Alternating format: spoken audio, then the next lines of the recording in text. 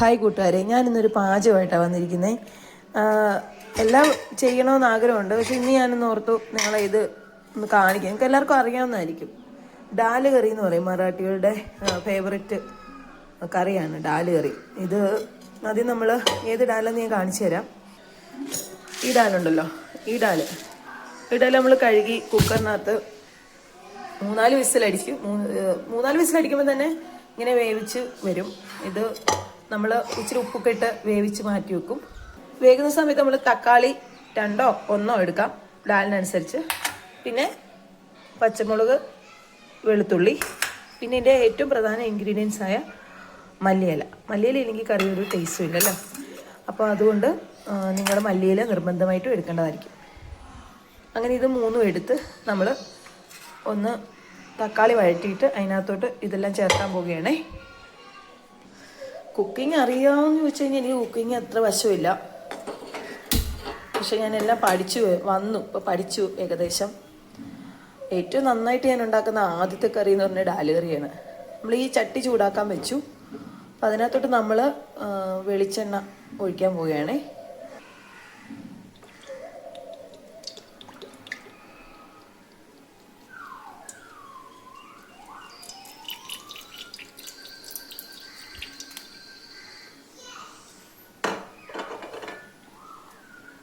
ഇതിൽ പ്രധാനമായിട്ട് വേണ്ടത് ജീരകമാണ്. ജീരകം ഇട്ട് വേണം ഇത് ഫ്രൈ ചെയ്യാൻ. കുറച്ച് ജീരകം എടുത്തിട്ട് നമുക്ക് ഇത്രയും ഇത് ഫ്രൈ ആക്കാം.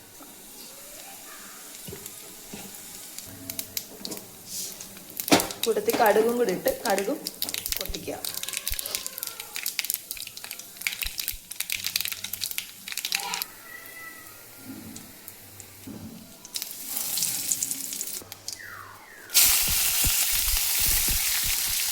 വെളുത്തുള്ളിയും പച്ചമുളകും കൂടെ ചേർത്ത് നമുക്കൊന്ന് വഴറ്റാം.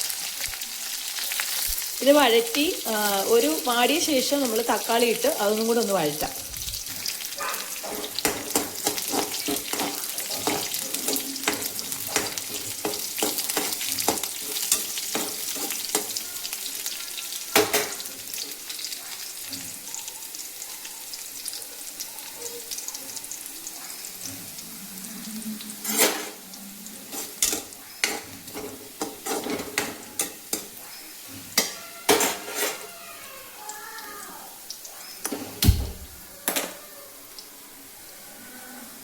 വെളുത്തുള്ളി ഇപ്പോൾ ചുമന്ന് വന്നതിന് ശേഷം നമുക്ക് തക്കാളി ഇടാം.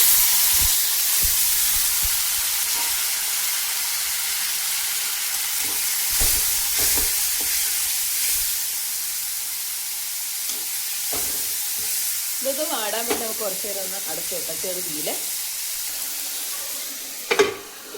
അടച്ചു വെച്ചു. നന്നായിട്ടൊന്ന് വഴന്ന് വരട്ടെ. വഴന്നതിന് ശേഷം നമുക്ക് അടുത്ത ചെറിയ ഇൻഗ്രീഡിയൻസ് ചേർക്കാം. ചിലരാണെങ്കിൽ ഉള്ളി ചേർക്കും, പക്ഷെ ഉള്ളി ചേർക്കുന്നതിനോട് എനിക്ക് താല്പര്യമില്ല.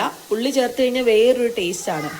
ഈ ഉള്ളി ഇല്ലാതെ തന്നെ ഉണ്ടാക്കി ഇത് കഴിക്കുന്നതായിരിക്കും നല്ല ടേസ്റ്റ്. എൻ്റെ ഒരു അഭിപ്രായത്തിൽ ഉള്ളി ചേർക്കുകയാണെങ്കിൽ വേറൊരു ടേസ്റ്റായിട്ട് മാറും. ഇങ്ങനെയൊന്ന് നിങ്ങൾ ട്രൈ ചെയ്ത് നോക്കണം.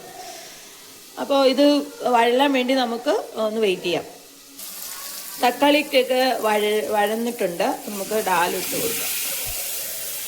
ഞാൻ എൻ്റെ വായിൽ എപ്പോഴും ഡാലെന്നേ വരത്തുള്ളൂ. ഇത് പരിപ്പാണ്, ചുമന്ന പരിപ്പെന്ന് ഇവിടെ പറയും. അപ്പോൾ ഇതിനകത്ത് നമുക്ക് ഇച്ചിരി മുളക് പൊടിയും മഞ്ഞൾപ്പൊടിയും കൂടെ ചേർക്കാം. പച്ചമുളകുണ്ട്, ഒരു ശകലം മുളക് പൊടി കളറിന് വേണ്ടി മാത്രം. പച്ചമുളകിൻ്റെ എരിവും ഒക്കെ ഉള്ളതുകൊണ്ട് ശകലം മുളക് പൊടി ഇട്ടാൽ മതി. മഞ്ഞൾപ്പൊടിയും വേണം, മഞ്ഞൾപ്പൊടി കളർ വരാൻ വേണ്ടി.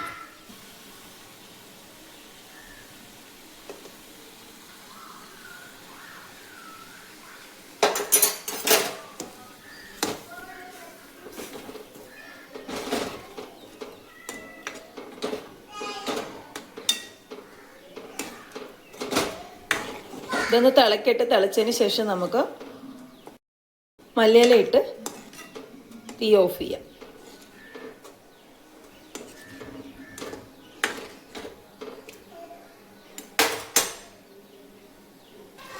ഒരുപാട് കുറുകാനും പാടില്ല, ഒരുപാട് ലൂസാകാനും പാടില്ല. ഒരു ഒരുപാട് ലൂസാകാനും പാടില്ല, ഒരുപാട് കുഴഞ്ഞു വരാനും പാടില്ല. അപ്പോൾ നമുക്ക് ഈ ഒരു പരുവത്തിൽ തിളച്ചിട്ടുണ്ട്. ഉണ്ട് ഈ ഒരു പരുവം. കുറച്ച് തണുത്ത് കഴിയുമ്പോൾ ഇച്ചിരി കൂടെ അത് കട്ടിയാവും. ഈ ഒരു പരുവത്തിൽ നമുക്ക് മല്ലിയില ഇട്ട് കൊടുത്ത് തീ ഓഫ് ചെയ്യാം.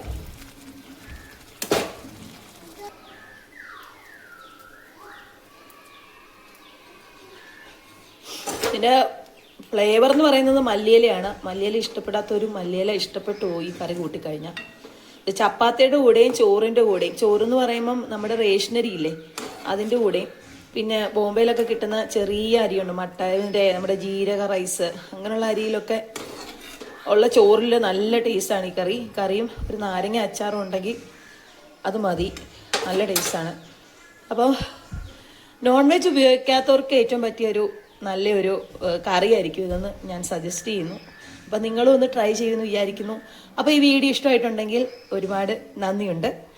അപ്പം ഇഷ്ടമായിട്ടുണ്ടെങ്കിൽ ലൈക്ക് ചെയ്ത് സപ്പോർട്ട് ചെയ്യുക. Thank you.